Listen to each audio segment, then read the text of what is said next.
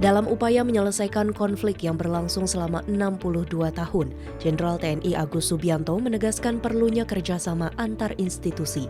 Panglima TNI pun memberi arahan kepada komandan satuan agar dapat melaksanakan koordinasi yang efektif dengan berbagai instansi, baik Polri maupun lembaga pemerintahan. Jenderal TNI Agus Subianto menekankan pentingnya pendekatan terintegrasi antara TNI Polri dalam menangani masalah Papua yang hingga kini belum terselesaikan dengan baik. Menurut Panglima TNI, strategi hard approach memang disiapkan namun menjadi opsi terakhir. Apabila terjadi penyerangan dari pihak kelompok kriminal bersenjata dengan senjata api, maka akan dibalas dengan senjata api. Dengan Pak Kapolri, kita menerima paparan dari Kapolda dan Pangdam tentang kondisi Papua. Pertama untuk menangani OPM yang masih berulah, kita menggunakan soft approach. Dari TNI akan mengedepankan operasi teritorial dengan intelijen, dan juga kita menggunakan hard approach itu adalah tindakan terakhir apabila di kombatan itu menggunakan senjata, kita lawan dengan senjata. Tapi sebenarnya itu yang tidak kita harapkan. Tujuannya apa? Tujuannya untuk operasi teritorial untuk mempercepat pembangunan di wilayah Papua. Kalau kita Panglima TNI Jenderal Agus Subianto menyatakan akan mengutamakan fokus memajukan bumi cendrawasih, sebab Papua diberikan anggaran yang cukup besar, namun masih terdapat beberapa kesenjangan.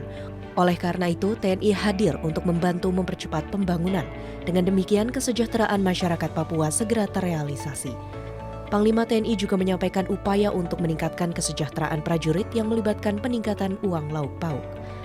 Dalam kunjungannya ke Papua kali ini, Panglima TNI Jenderal Agus Subianto juga meninjau bakti kesehatan, deklarasi pemilu damai, penyerahan paket Natal kepada tokoh adat, dan penyerahan sembako kepada perwakilan masyarakat di Lantamal 10 Jayapura. Dalam kesempatan tersebut, Kapolri Jenderal Polisi Listio Sigit Prabowo kembali menegaskan komitmen Polri dalam mengawal pemilu damai 2024.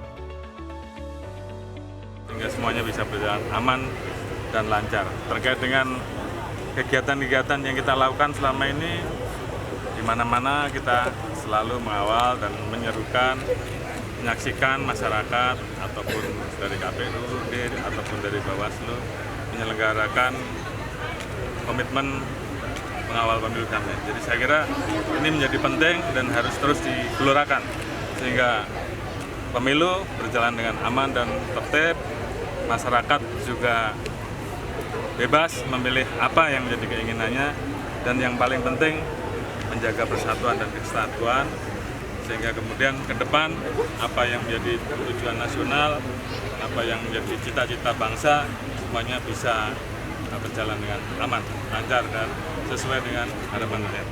Tim Humas Polda Papua melaporkan untuk Polri TV.